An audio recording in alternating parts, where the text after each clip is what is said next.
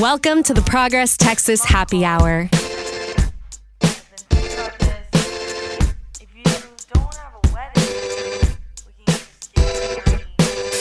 Welcome to the Progress Texas Happy Hour. I'm podcasting director Chris Mosier. Once upon a time, the Democratic Party had a robust presence in rural Texas. Our quaint county courthouses and other picturesque locales, believe it or not, used to be crawling with Dems, thanks in part to coordinated campaigning efforts that folks in the Ann Richards set were so good at executing. But since then, we've seen a 30-year and counting drought for statewide Democratic wins and a complete domination of rural and small-town Texas by Republicans. But there are still progressives out there in those parts of the state, and as we've seen by recent efforts by the 1-3-4 PAC and others, today we are glad to talk to a small group of Democrats who, crazily enough, are stepping up for the good guys and actually running for office in some of these places. And we're going to go around the horn here. We have four great guests.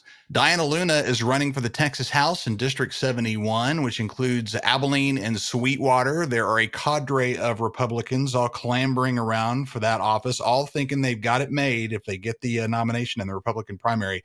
Diana's looking to stop that, though, and win that district. Hello, Diana Luna. Hi, how are you? Doing great. Thanks for being with us. Up next is Mark Nair.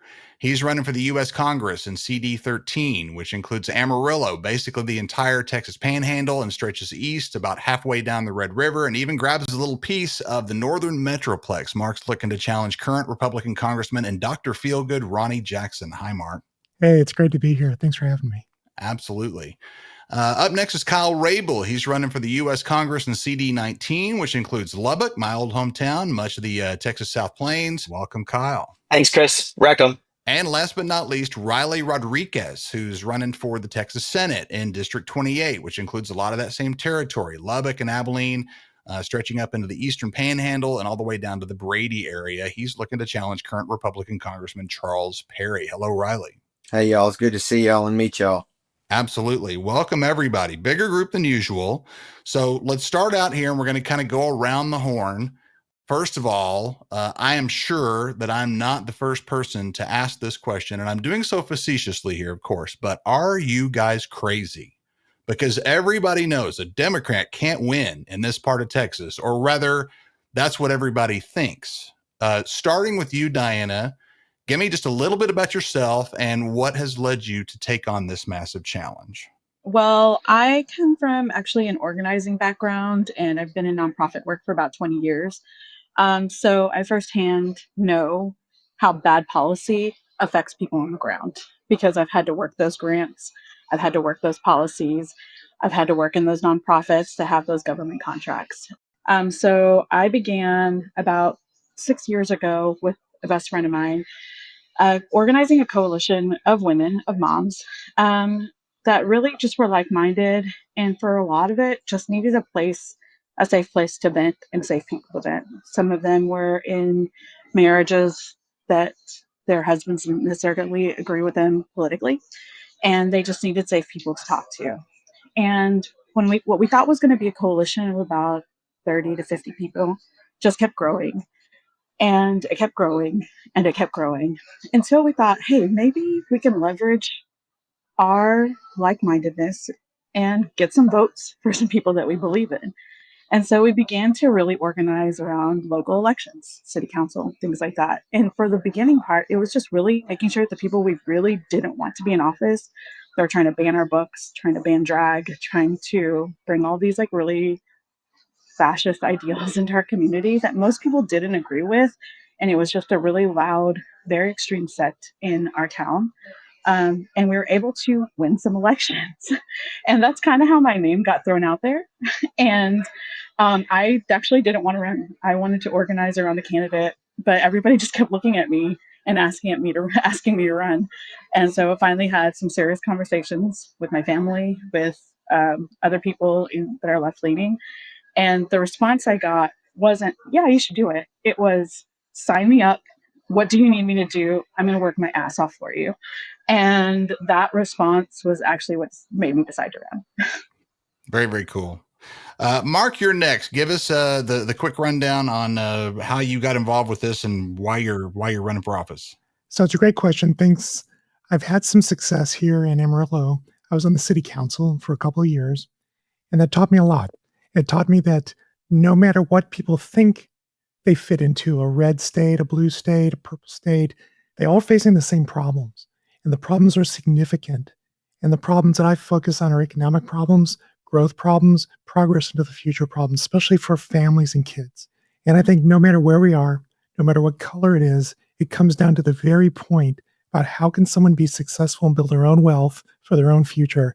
And we are facing terrible times for that very promise right now. So why jump in? Because we're not answering it.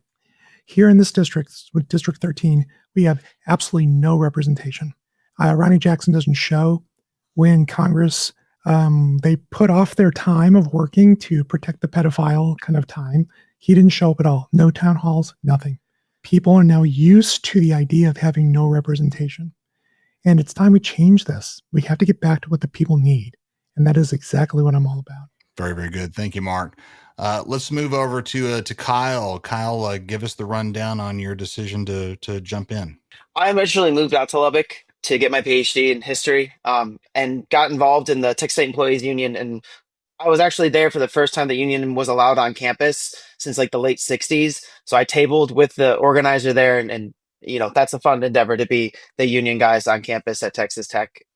But I got involved with the local party by accident and kind of found myself being the precinct chair for the Tech Terrace area, and then found myself being the secretary of the county party. And I had left for a military thing in late August and came back in September. And I just kind of hit the ground running on campaigning for everyone else that was running. We had a state board of education person. We had a county commissioner that was running for reelection. That was the last county commissioner that was a Democrat. Obviously, we had Colin Allred and Kamala Harris. So I just door knocked and phone banked my butt off for 2-3 months there, every day doing something, engaging people. And then election night comes and there wasn't one single win to even go oh, well, at least we got that. We lost down ballot. And I woke up pretty pissed and mildly hungover and just thought, what do I need to do here? So I started playing around with what I needed to do. My wife was pregnant at the time. And it kind of all came to fruition when we had my son in March, where it was just like, we have to do the biggest thing. So we decided we would go ahead and fight that fight. Very, very good. Finally, Riley, give us the quick version of how you ended up running for office. Well, really, to be truthful, it kind of all started when I was a kid. I grew up in these rural areas, literally went to 5 different schools within District 28 itself, all through elementary school and high school, and all in small towns, no more than 3,000 people. And going to high school there, you watch those, over the years, I watched the towns roll up.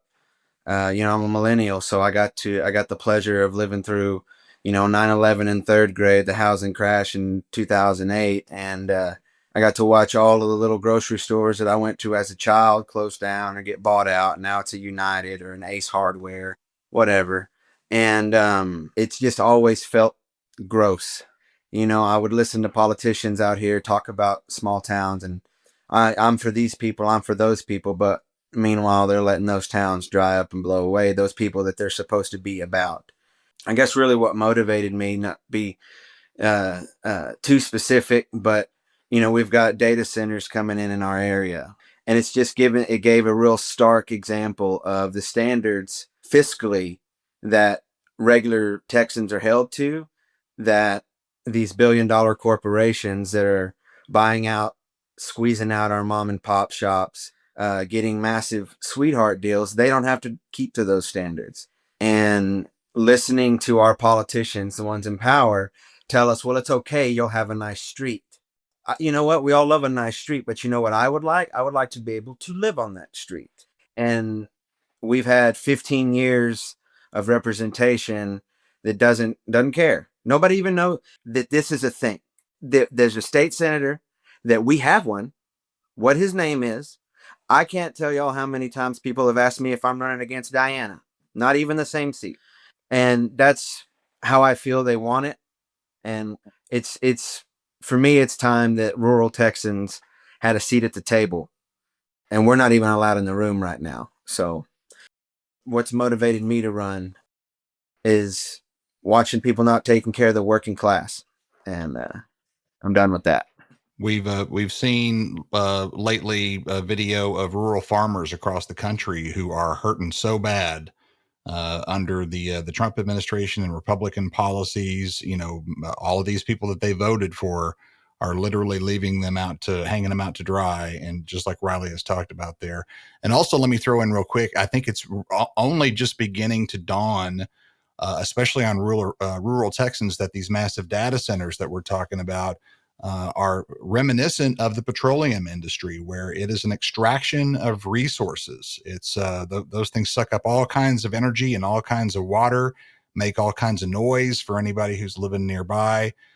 We might think it's cool and futuristic that we have all this AI equipment and data centers coming into Texas, but they are a real exploitation of the folks who live nearby and need to rely on those resources to get by, especially the water.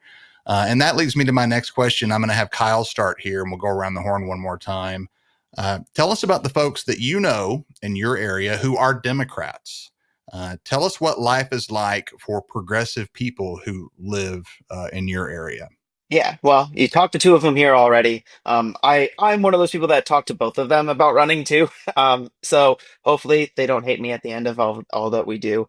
But a lot of the problem is that we just don't feel seen or heard out here in West Texas. And I've had that conversation. I've said it a million times, and anything I've written or posted or anything is that we have a lot of conversations about Austin, Dallas, Houston, San Antonio, but there's a whole half of the state. We are not even really talking about El Paso either in this whole conversation. There's a whole half of the state that we just are not talking about that gets no attention from the Democratic Party. And Democrats out here, they get exhausted. It's a light bench only because why would anyone join if we're not being talked about? Right. I'm out in Abilene all the time with my friends here, and I probably spend more time out there than I do in Lubbock anymore. But I see it all over. Is just kind of being tired of being ignored. So a lot of West Texan county parties, for example, turn inwards and insulate themselves against the state party and everything else because we feel that we can only rely on each other. And I mean, to a degree, I agree. I can rely on the people on this phone call because I have their phone numbers and I can get a hold of them whenever I want. But I don't always know if we're being heard out here. Riley, you go next for us. Tell us about folks who live nearby you, your friends or family, or anyone else who might be, listening to this message and be looking for the kind of change you guys are trying to bring. It's become an everybody situation.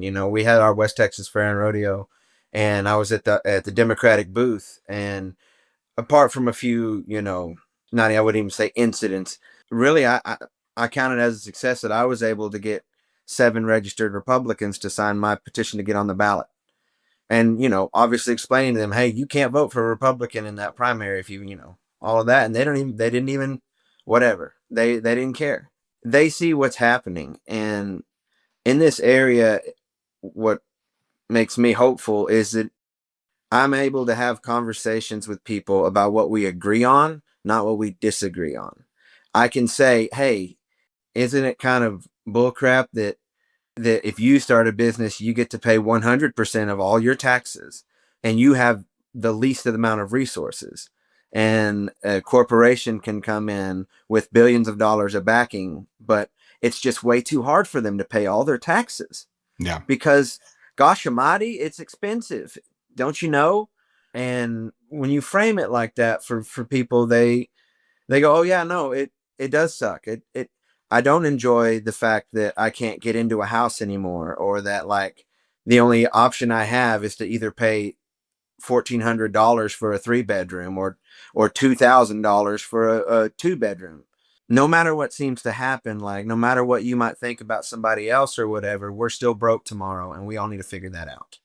I think it gives me a lot of hope in this area because rural Texans are a lot different than big city Texans. That's right. We still understand community. We still understand that you got a neighbor, and we still understand in this area that when somebody needs help, you help them. That's what I hope to be in this area right now.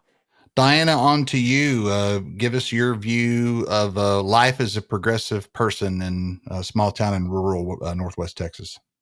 I also get the question from my friends that are Democrats that live in places like New York and California, and they're like, why do you even live there? Why don't you move to Colorado? Like, why don't you just pick up your family and leave? You have daughters, for goodness sakes. Why are you still there? And I always tell people it's easy. to be a Democrat in New York City. Right. We're on the front lines down here. Part of the reason we began to build our community 5 years ago was because we felt alone. And what ended up happening was we spent the last 5 years reminding Texas women in this area that Roe v. Wade started in Abilene, Texas, that we are a fierce bunch of rebel rousing women, and that when we set our mind to something, we can really build a movement. And that is actually the energy on the ground here. If you've gone to any of the protests around Abilene, Texas, it's not 20 people showing up just shouting for each other. It's hundreds of people showing up. We had so much energy of people showing up to our booth at the West Texas Grand Rodeo going, "Thank you for being here. We need your voice." I have so many people that reach out to me that say, "Hey, I can't publicly support you because I work for a nonprofit or something like that, but just know that you have my vote." And so there's really something bubbling under the surface here. And I think we're going to shock a few people. Mark, you're last on this question. Give us your impression of life in small town and rural Texas for folks with progressive leanings. I know a lot of people who share the same point of view as everyone talking here today. Most everybody says, I want to do something, but I don't know what to do. And I feel alone. I feel ripped apart from the rest of the community. People will look at me like I'm a stranger to them. And it's not true. A lot of people say, vote with your dollars. So we could talk a lot about data centers and AI and all that stuff. But when it comes down to it, people say, just don't use the thing, vote for your dollars. It doesn't work. You have to organize. You have to get together in the community. You have to find like-minded people, and it builds the community from that. You're not alone. We're not alone. There are many, many people who want answers. Those people might be wearing Trump hats.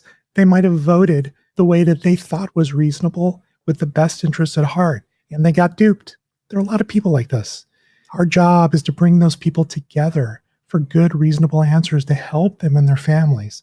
I mean, so many people just feel lost. And I get this question quite a bit. What can I do? What can I do? What can I do? What do we do next? What do we do next? And there's tactical, active stuff to do. Getting out, organizing, showing up, making noise. But we have to do it all together. We're not alone. So life in the area is sometimes difficult because you don't know where these people are. But we're starting to build these bindings together. Remember, it wasn't too long ago. This area was a Democratic area. But the party failed people, and they looked for another alternative. And that's what people do. They're always looking for a marginal increase in their happiness of their life. And they're going to keep doing that. So we can build those communities back. That's great stuff. And we've been saying, recently, James Tallarico has talked about this, but as far back as Molly Ivins, Texas Democrats have been talking about the fact that politics is not necessarily about right versus left, or the divide that has been set up for us by billionaires and the media outlets that they control, and the social media algorithms of the billionaires who own those platforms. The real fight is about the top versus the bottom. And the fact of the matter is that no matter who you voted for in the last election, all of us in our communities are in the same boat, and that's something that's a very important message for all of you guys to get across to the folks who live in your communities. Next question here, and around the horn again, Riley, you're going to go first this time. Riley, tell us why your Republican opponent has worn out their welcome. In what way can folks improve their lives by putting a Democrat in their place? Charles Perry is his name, by the way. Right. Our incumbent has been there for 15 years. We're 2% higher in the poverty rate. We have a higher poverty population in our district alone than the size of Abilene, Texas. The population of people living in poverty in our district. And it's not getting easier for people. We have many issues, but mostly it's a neglect of regular people in place of private interests. We all love industry. But if you're just letting it run rampant without ever trying to do anything, then it doesn't help everybody else. The burden still shifts onto all the people that are making this district great. And so a representative, in my opinion, that's willing to sacrifice billions to the economy in order to pass a plan that we need anyways. We need this. We're playing games with people's lives when you do that. It's business over people. It's private interests over people. And it's time for a few guardrails, Diana, you're next. Tell us about, well, you don't have a specific opponent because there's a Republican primary that's going to go down between here and that election. But in more basic terms, how would your friends and neighbors benefit simply from a Democrat replacing a Republican in that seat? This area has been under Republican leadership for 25 years. Before that, Charles Tacoma was our representative. Now, I'll tell you what, last year the left rallied around Stan Lambert because he was a more moderate Republican. He would lean to the left in the primary to get Democrats to come out to the Republican primary and vote for him over a more extreme right opponent. This time, the Republicans running, it's very much the same type. You either have extreme right that are more like Trump, diehard, MAGA supporters, and then you have a few who are leaning a little bit more to the moderate, medium side. But what I like to tell people, which is very true, is that a Texas nice Republican and an extreme right MAGA Republican, they're going to vote the same way on these bills. They're going to vote where their party tells them to vote.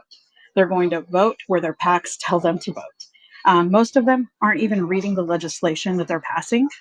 And so Texas Nice hasn't really got us anything. Neither one of those ilks are really going to stand up for the people. They're going to vote how their Republican colleagues tell them to vote. So the reason that you need a different voice in there, especially somebody who comes from an operations background that has operated these funding protocols, who has been on the ground, is because I know the things that they are leaving out. I know the things that are going to affect you and screw you over on an everyday basis because I have to break that bad news to clients. I've had to break that bad news to hospitals that are closing in this area because their Medicaid funding is going to be cut, and then that cost is then passed on to the consumers. I work in these spaces every day, and a lot of my de-escalation specialty is basically breaking heartbreaking news to people because they've been effed over by another bill. And so you just need somebody that has that you're willing to trust their judgment when it comes to these bills that are going to affect everyday lives, not somebody that's just going to listen to what their party tells them to vote for because they're more loyal to the man in the White House than they are to the county in their district. Mark, you're next, and I think you might have the easiest time with this answer, considering who you're running against. Ronnie Jackson is a complete train wreck.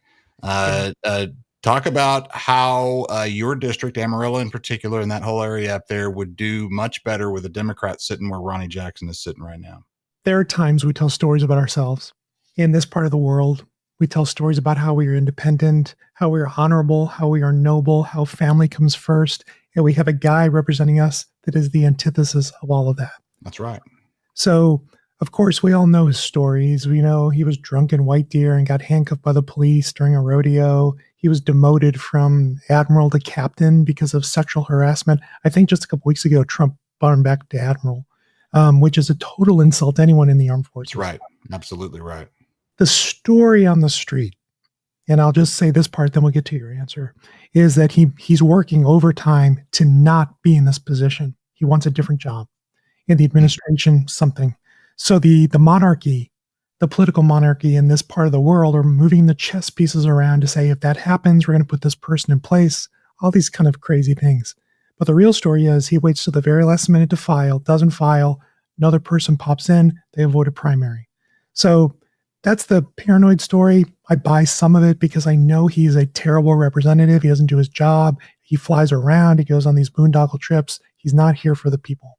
But to answer your question about how the people here could have better representation, first, and I know we talk about politicians making promises all the time, but I'll tell you what, all of us on this call are going to work our butts off. We're going to be there. We're going to keep coming back, and we're going to listen to the people, listen to everybody, and see what we can do to help them. I don't care if a guy comes to a meeting wearing Trump regalia and screaming and yelling. He's got an issue, and I want to help solve the issue. I solve problems in the regular world. I'm an entrepreneur.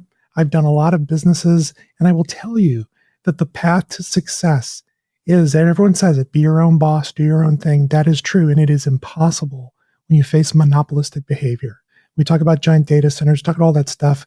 It's impossible for people to get a break, to do what they should and want to do in the world. So my job is to show up, listen to people, and help them solve their problems. And I can give you plenty of stories when I was on city council, this very thing. because really the work comes down to that. It doesn't come down to showing up on Fox News or sitting at a banquet wearing your MAGA hat. It doesn't. It comes down to you're showing up every day, you're listening to people.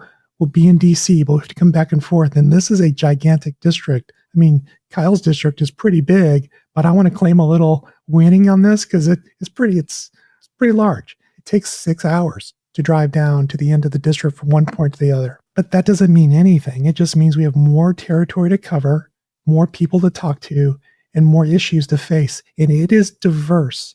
People in Denton they think they have nothing in common with people in Dumas, Texas. And Dumas, they think we have nothing in common with people in Wichita Falls, but they absolutely do. We're all Americans. And the issues we're facing, the bubble that we're on economically, and I cannot stress how important this is because we are facing a calamity that people don't understand, and AI is a big part of that. The issues and the solutions are here, and we could do it with the right leadership, with the right people, especially the people here today. We can do it and help people out of the jams that they are going to be facing. So it's all about the work, showing up and listening all the time. You know, in the case of Ronnie Jackson, and really arguably with everybody else, it almost comes down to just replacing an unserious person with a serious person. Guys, this has been a terrific conversation. We really, really appreciate it. As we begin to wind down, I got one last pass around the horn, and I'm going to have Mark go here. This is just your basic elevator pitch. Give us your 90 seconds to 2 minutes that you've got with a voter. You don't know what their party affiliation is. You don't know what their background is necessarily. You've just met them. Tell that person who lives there in your community why they should vote for you in the upcoming election. So I've been in this area for about 30 years. I've raised my kids here. Married, my wife and I have been married for about 32 years. And I know the dynamics of how people interact and what they're looking for in this area and further down south. But I also know that the key to this is both building opportunity and then taking advantage of that, so you don't feel lost. And this is economic growth and opportunity, but it's also stopping internal corruption. When I was in the city council of Amarillo, I saw this corruption firsthand by our own elected people. And when that happens, your wealth declines. Your ability to succeed declines. It's everything we've been talking about here, people taking advantage of a political situation or a leadership role. So to stop this, we stop the money in politics. To stop this, we have to go big. And we've talked about water. What I want to do is do a big moonshot program to replenish the aquifer, not something small, big. We've talked a little bit about the budget and how we know we can rescind funds. Let's do that the same way we did it with NPR, which was Ronnie Jackson's thing, and the same thing with PBS. But use those funds, rescind from DICE, and take the ICE money and distribute those block grants to every county sheriff, every county fire department that needs the help. Because I'll tell you, they need it. They don't have the resources. They can't put out these fires when they come up. They are desperate, and they know it. But instead, we have mass thugs going around the country just pulling people off the street. So the elevator pitch is build opportunity, economic growth, stability in the economy so people can plan for the future, but big programs. Go big like we used to do, and we're not doing it anymore. And that's what I want to bring for the area. Very, very good. Kyle, you're up next. Give us your closing statement here.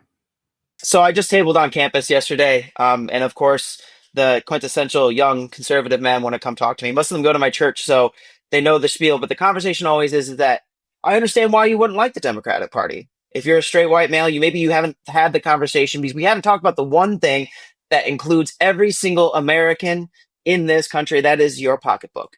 We need to talk about your pocketbook. Your pocketbook is being used on things you don't want it to be used for. It's killing children in Palestine. It's not going back to America. You're building things that you don't care about. We're giving it away to things that don't prescribe to our beliefs in West Texas. West Texas is predominantly Christian. There's a good sect of us Catholics out here. We don't want our money being spent on anything but America. So I want to have the conversation. It's always this, is that for 30 years, every Republican has lied to you. For 30 years, they have not taken that money and spent it on you or on farmers or the workers around you. Instead, what they have done is give tax breaks to billionaires who have bought up your mom and pop shops. The reason that when you live in Slayton, you drive all the way into Lubbock to go to the Walmart is because we had all the shops closed in Slayton. The reason that in Millshoe, you have to drive almost all the way to Lubbock to go to the hospital is because we've defunded these things and we're using our money poorly. So instead, we need to invest our money in the American worker and the American farmer. We need to fully expand Medicaid. We need to fully expand Medicare. We fully expand Social Security. You need the VA. There are 34,000 veterans, including myself, in this district. I'm already at like level 8 pain in my back today. Like, we need the VA to be fully funded and fully staffed. And we're not doing any of that. And our own representative has been at the center of making sure for the last 10 years that he's been the representative that it doesn't happen for us. It's time that we instead inject economic value for the worker here. It's time that we tax the ultra wealthy that don't give a damn about you anyways at a percentage of what we were at in the 40s and 50s when we got ourselves to be that great America that you want it to be. At the end, I always tell them, I want to make America great, but in the way that it was great and the fact that workers could buy their own house with their picket fence, the fact that houses were affordable and that you had a living wage, the only way we can do that is by destroying monopolies, taxing the rich, and making sure that you have health care so you and your kids do not die from the work that you do. Very, very good. The fact that you bring up Slayton, which is the town where I went to high school and graduated from Slayton High School in 1987, go Tigers. And the fact that you bring up Muleshoe, which is the bustling metropolis just north of my mom's maternal family farm that they had in a place called Enix, which nobody's ever heard of. And watching how those communities have fared over the last couple of decades is, very much drives your message home, Kyle. So thank you for that. Riley, you're next. Give us the old elevator pitch. Well, I usually like to start off by asking a couple of questions just to kind of get people on the right track, which is, do you want to have one job? And do you want that job to pay for the house you live in? And if you do decide to have children, would you like to be able to pay for your own child's education and college? Wouldn't that be great? What if instead of raising your property taxes and squeezing you out of the home that you want, forcing you into 3 different jobs, and making your 18-year-old sign up for several different federal loans that they don't understand, what if we just held billion-dollar corporations to a higher standard? What if we go big like Mark says? I understand that we have a lot of individual liberties throughout our districts and throughout our counties. But the job of a state, and Sam Houston says this, the job of a leader is to improve the lives of their people or improve the system in which they live. I'm sure I'm paraphrasing a little bit. But that is the point of what Sam Houston says. Everybody likes Sam Houston. You're not Texan if you don't like Sam Houston. And the fact is, it ain't getting easier. It's getting harder. It's getting more difficult. And the Republicans will push it as handouts. But Texans don't need a handout. They need a hand up. They just need somebody to get off their back and let them live their lives. Let them have one job. If a man wants to work at a Starbucks and serve coffee all day, he ought to be able to do that and be able to have a house. I don't see what the problem with that is. And the sooner that we as a working class can understand that just because they say this how it is, doesn't mean that's how it is. That's the only excuse we get as progressives in this area, as working class Texans, not even progressives, just working class Texans. The answer is, well, that's just the way it's always been. Well, right. Damn it, let's change it. Yeah. Because it ain't working anymore. It needs fixing. And I think that if we can all get together and understand that it is a top-down battle, it's not a left or right, then we can all get to feeling a little better about our lives and all start to get along just a little bit easier. People don't get along when they're desperate. And if I can ease some of that a little bit, then I think we ought to take that chance. That sentence or that sentiment that things are how they are because they've always been that way is the linchpin to untold misery in our state. And so I'm glad you brought that up because that is something that is no excuse to do nothing. Absolutely. Diana, you're last. Bring us on home here and give us your quick closing statement for our podcast today. One thing I always tell people is kind of similar to the themes that you've heard today, that it's not right or left. It's up versus down. And if we want a new way forward, we've got to realize a few things. First, and they're lessons that we learned during the pandemic. The scarcity, that these are all people just looking for handouts.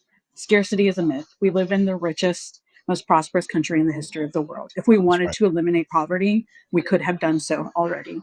And we need people in there that see poverty as violence and that see it as our moral ambition and moral imperative to alleviate poverty, because it is probably one of the biggest scourges of our nation. And second of all, that there's no such thing as unskilled labor. In most of our districts, the working class is a high school graduate. AI is about to eliminate about 363,000 jobs in Texas. We need people that understand AI, that understand what it is actually doing to our economy so that we can actually regulate and make laws around it. We have people who are getting locked out of their Facebook and don't know how to get back in, legislating laws around AI. It's time for another generation that actually understands the economic shift that is happening to be in power and to actually get into the guts of what is happening to our kids. Kids between 11 and 14 are taking their life at a higher rate than any generation ever before. And it's because we have people legislating these things that don't fundamentally understand that the brightest minds of our generation are working on getting our kids addicted to their phones. So it is time for a new generation of leadership and people who actually care about our community and care about building a community, because what we have basically given up for the sake of progress that's not actually helping any of us is our communities. We need to get off our phones and we need to build our communities back. I love that. And as an individual who locks himself out of his Facebook about once a month, I definitely understand that we need a serious upgrade. Guys, this has been a terrific conversation. I want to commend you all for the character and courage that you're showing in running for office out in rural Northwest and West Texas. We really appreciate everybody showing up. Diana Luna, Mark Nair, Riley Rodriguez, and Kyle Rabel. Thanks so much, everybody, for being here, and everybody, best of luck and be safe on the campaign trail. Thanks, Chris. Thank you. Thanks, y'all. Absolutely. Our mission at Progress Texas is to counter the billionaire and corporate-funded conservative disinformation machine at a moment when funding for public and independent media outlets and media figures who don't bow down to MAGA is under full attack. Progress Texas relies on listener support to keep doing what we do. And while we enjoy the support of hundreds of partners, chances are that you, dear listener, may not have joined the team yet. If you're a regular, let's get you on board right now at progresstexas.org. Thanks so much for listening, and we'll catch you again next time.